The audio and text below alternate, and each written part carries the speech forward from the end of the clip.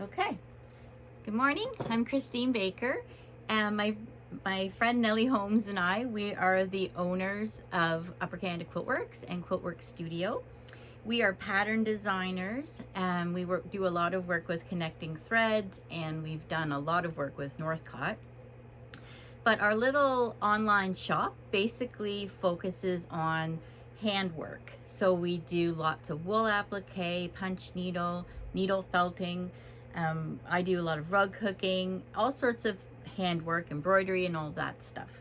So what I'm going to talk to you today about are our wools that we have on our website. So, and basically the difference between mill dyed wool and hand dyed wool. So I do all the dyeing for us, and we use my hand dyed wools in all of our kits that we make. So we get our wool from Door Mill. We import it from the States. It comes from New Hampshire, I think. And what we get in from them are mostly their textures. So things like these three. So I hope you can see. This one is a herringbone. It's a very small herringbone. This one is, I think it's called a speckle. You see that one? And then we have a few different kinds of plaid. So this is the gray Glen plaid. And then those are the milled textures. So those are the ones that I hand dye over top of most of the time. Sometimes I just dye over their cream color. So it's just a natural. So this is the natural wool. And then there's a bit darker one that's a primitive natural that I dye as well. And then we also bring in their black one that's really great for all the backings of wool applique. But we also have been starting to carry some of their mill dyed fabrics as well. Just because some colors are really hard for me to dye, the pink that Buttermilk Basin uses all of the time in their kits and patterns is a pink, like a dusty pink. And I was having the hardest time getting it. So when I found that Door Mill had, let me put that light on, maybe you can see better. So there's the dusty pink. So when I found that Door Mill had a pink, I brought it in, and lo and behold, it was the perfect color that we needed.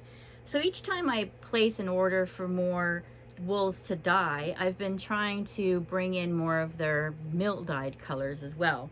So we've gotten quite a few greens. That one is a green. Oh yeah, there you can see it. This one is amazing. I think it's called marigold or something, but it's a beautiful gold color. And these ones I fell in love with and brought them in. So these are their ombre stripes. So there's like a red and pink stripe. This is the purple ombre stripe. This one is like a lime green. This one is I think it's called forest greens. This one was the one I fell in love with first, because I love teal. So that's the teal, and it's got a bit of darker purple and a little like a lighter periwinkle kind of purple in there too. And then this one we use a lot in our Buttermilk Basin kits. It is a cream and red herringbone. So everything that's a candy cane or something like that gets that wool put into it. So those are some of the mill dyed ones that we have in stock, and we have all of those on our website. So if you want to get like a fat quarter or a fat eighth, we've got those on the website if you need a specific color. If you wanted to try dyeing yourself, or if you'd just like to have a plaid set of plaids, I'll show you some of the other plaids we have. So this one I use a lot when I'm dyeing. That one is a beige and brown blend plaid. I hope you can see those, okay?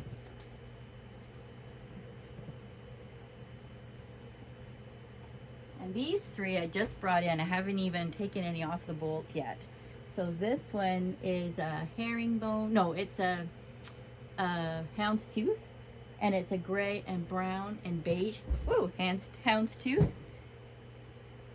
This one is a darker houndstooth. And then this one is it's a plaid, but it's a very muted plaid. So I think this one is going to be great for some backgrounds as well. I don't think I wouldn't excuse me, over dye that one at all. And then this is one of the other ones that we have on the bolt, and it's a neat stripe. So we've actually used it on backgrounds of a few of our kits that we've made. I think I have one here, or maybe not that I can see right off the bat. But yeah, it's kind of a fun one if you have a long table runner and you want to have the stripe going along the table runner. It's kind of a neat one for that. And then they also have other kind of textures. So these are all kind of in the beigey gold spectrum. This one is one that we used as the backing of our nest kit that we made from Buttermilk Basin. It's a window pane, I think it's called window pane weave. So it's got a little bit of a texture to it as well. It's bumpier, kind of nubby. This one's a gold kind of herringbone, a large herringbone. So they have wide and narrow herringbone. So that's a wide. And then this one is another sort of background plaid that we brought in. So those ones are not ones that I normally would over dye. I usually over dye the creamier kind of background ones, the gray Glen plaid and the beige, the natural and the primitive natural. So when I over dye, it's neat because the dye shows up, but the plaid also shows through as long as I don't dye it too dark. So I wanted to show you, this is the base color. I'm trying to see if you can see that. Okay, so this was the fabric that I started with. And these are just a few of the different plaid over dyes that I did. So you can see the plaid shows through, but you also, sometimes the plaid will become a different or darker color, a darker shade of the color. So this brown, you can see, has the models. So sometimes it got a little darker and sometimes it got a little lighter, but you can see the plaid shows through, but it just shows up as a darker brown. So sometimes they look like you wove them that way. Like, people will wonder how I dyed them like that, but that's how it works. If you've got a brown color in your plaid and you over dye it with something that has a warm color to it, like the oranges, they will just end up becoming a darker orange where the plaid was. So it's always a surprise when I end up dyeing something and then putting it in the pot, or taking it out of the pot and then putting it in the dryer. It's always a bit of a surprise when they come out, what they actually look like. So I wanted to show you some of the different bundles that we have on our website. So we did have some individual pieces on the website, and I found that they were hard to keep in stock because they were such specific colors. So I would dye a pink, and it would be like a flamingo pink in a certain size, but then once it's sold, I couldn't really replicate that exactly. So instead of having the individual colors, we've decided to focus more on bundles. So here's an example. So this is our pink bundle. And the nice thing about this is that it's just an assortment of different pinks. So you can see there's a lighter, kind of a darker. This one is more like a mottled pink. And then some that are almost to a red tinge. This one is more of a dusty pink. But it's a kind of a surprise bundle. So you know you're ordering pinks and you need them for flowers or whatever, and you get what we send you basically. But they're always we try to make them a nice assortment. So it's not all really pales, it's not all really darks. It's a good assortment of different colors. And then so we've got them in the pink, and then we've got greens. So these are great for leaves and trees and stems. the reds, so when we first started, we didn't have a lot of wool, so we did a red-pink combo. But then I decided we had enough of the individual colors that we would do a red combo, a red bundle and a pink bundle on its own. But then we still had people asking for the red pink, so we still do have that one as well. But we have, so this is the red bundle, one of the red bundles. So every time you get them, they're a little bit different shades, but they're all hand dyed. Or this one actually is a mill dyed one. That's one that we actually got right from Door Mill. And it's so beautiful that I wanted to put it in the bundle anyway. And then the golds are some of my favorite colors to dye, because they always end up so interesting. You can see this one is like a dark modelly one. I love when they model. I know some people might not like that as much if they're trying to make a big piece. I think it gives it more interest and more character when there's some parts of the wool that are a little darker than others. But I do try to not have them really modeled, because I know people would prefer to have a larger piece to select from.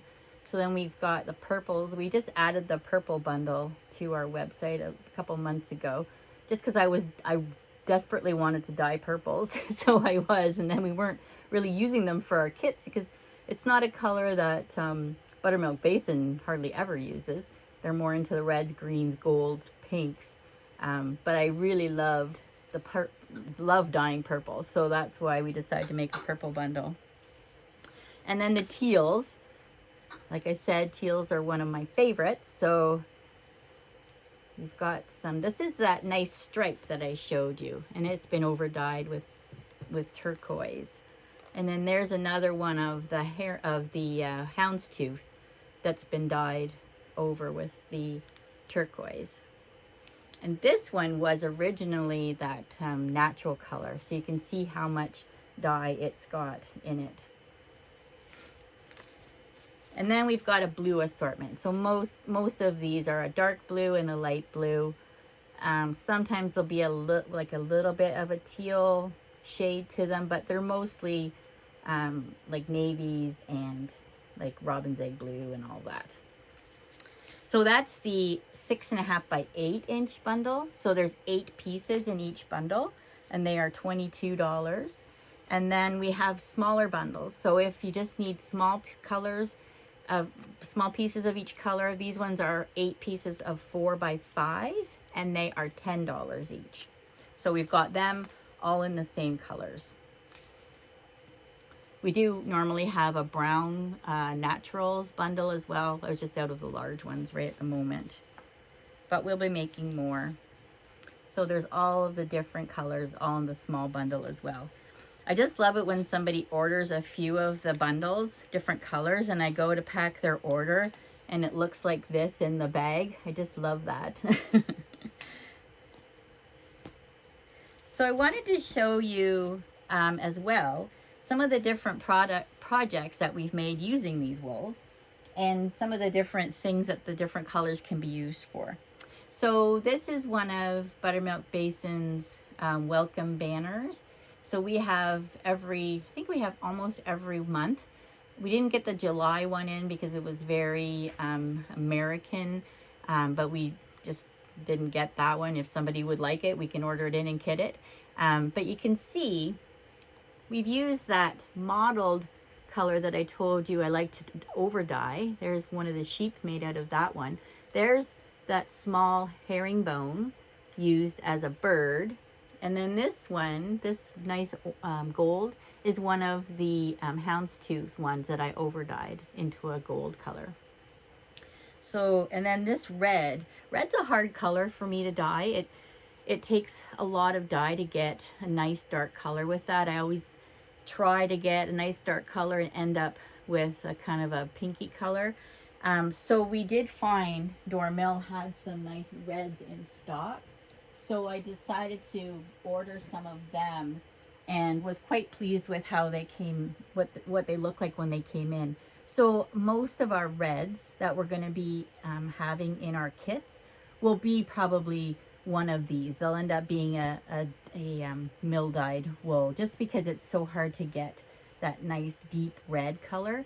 We did have a brown buttermilk basin wool, kind of a goldy brown, that we weren't really using for anything else, and I over dyed it to a beautiful red color, but we can't get that gold anymore. So this nice rusty color is definitely something that we would use. And this one Christmas red, we used in our last block of the month program we did, and this beautiful darker red is something that we'll definitely use. And then they had this nice pink too. So you can buy all of those ones individually on our website as well if you need a larger piece of a red or a pink. And then we back most of our wool appliques. Kits are backed on this Dormill Black. And this we have on the website by the fat quarter, fat eighth, half a meter, and a meter.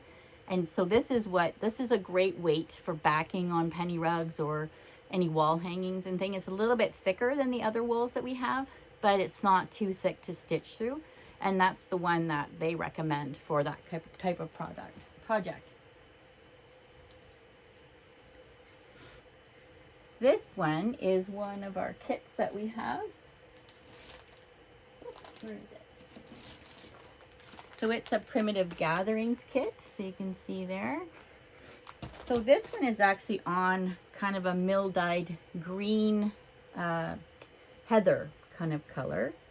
It's almost a black. If you didn't see it beside a black, you would think it was, but it's actually a green color. And then this is a mill dyed texture that we had. And then all of these ones would be the hand dyed wools that I would have done. This one is a really beautiful table runner. And then on the back of this one, we just used a plaid flannel. And you can use either wool on your backing or flannel on your backing if you don't want to spend all the money to have wool on the back, because it is more expensive than other fabrics. You can definitely use flannel or even cotton. We've done that on the back of a lot of our samples. It also doesn't make it quite so heavy. So one of our table runners that would be backed in wool would be quite heavy compared to this one. It's quite nice and light, so it's easy to pack away when it's not fall. I wanted to show you this kit.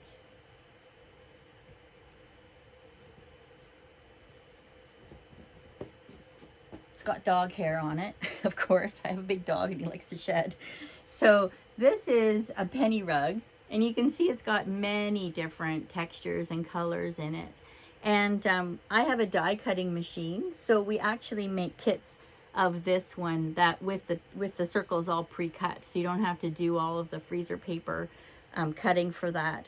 And you can use pretty much whatever color you want to make this. And the little bundles that we have are great if you wanted to make some type of a penny rug like this. You get a few of the bundles and you've got more than enough wool in there to make all of the different circles for that.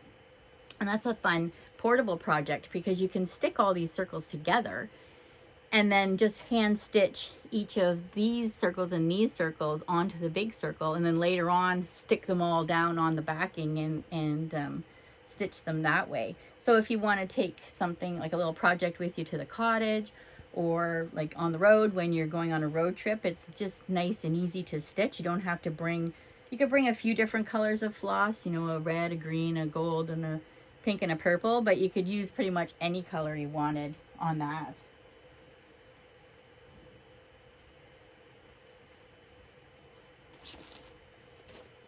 These are a couple of the new crane design kits that we just got in. I don't know, I guess you can see that without trying to hold it so there's not a lot of reflection on it. She has beautiful patterns, and we brought them in, and I had to hand dye pretty much all of the fabric all of the wool that we needed for these kits, because they're so different than the kits that we were making from Buttermilk Basin or the Primitive Gathering ones. She uses a lot of grays and a lot of the different kind of olivey greens. So I had a whole list of different wools that I had to dye for these kits. and I spent a good part of 2 days, I think, dyeing all of them. And then Nellie took them all and ended up cutting all the wool and kitting them. So you can see all the different colors of grays and creams that are in this type of a kit. So it was a bit of a challenge, but it was definitely fun. I hadn't done any dyeing like that, where I had to do, not a lot of dyeing where I had to match a specific color. So I had the pattern, and then I had my dye recipe books out, and then I had to like try to replicate these colors, and I ended up getting them quite close. I was pretty impressed with myself, considering that I hadn't really done a lot of dyeing specifically for that kind of thing before. And you can see this one, there's all the different colors that are in it. This one's called Winter Solstice. Can you see that? So it's kind of a nice little banner that you would hang on the wall with a snow woman and a little deer in the background. I think that's pretty much, oh, we also carry a lot of books about wool applique. So I just wanted to show you a few. So this one is Birdie's Year. It's by Bonnie Sullivan, All Through the Night. And then we've got a couple of ones with different little projects. So there's Bowl Me Over and Autumn Bounty. So this one has both quilts and wool applique in it. And then we have a lot of the Buttermilk Basin books in stock. So this one is Christmas. They love Christmas at Buttermilk Basin.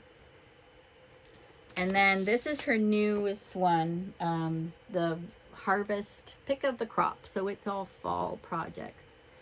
So that would be using all the beautiful wool, the golds and the browns and the greens.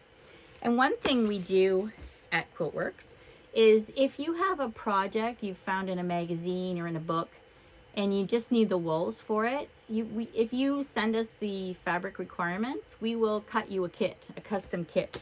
We do that all the time. We just need to have a picture of what colors you're looking for and then the fabric supplies. So you can just email us and we can give you a quote on how much that would be. But it's kind of nice because sometimes you'll find a project in a book and you just don't have the right colors to match it. Or if you don't have wools, a good selection of wools anyway, but you already have the pattern and you want to make something, it's a nice thing to be able to just email us and we can let you know how much it would be to make you a kit. So I just wanted to say that we have lots of other supplies for wool applique.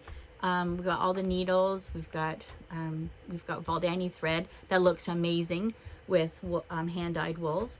And then we've also got the backings, like I said. And we're running a new block of the month that's available on our website. So it's wool applique on cotton. So if you're interested in that, you can just check out the website. And I think that's everything that I wanted to talk about. So I'm just going to stop our video. And then if anybody has any questions, you can just fire away.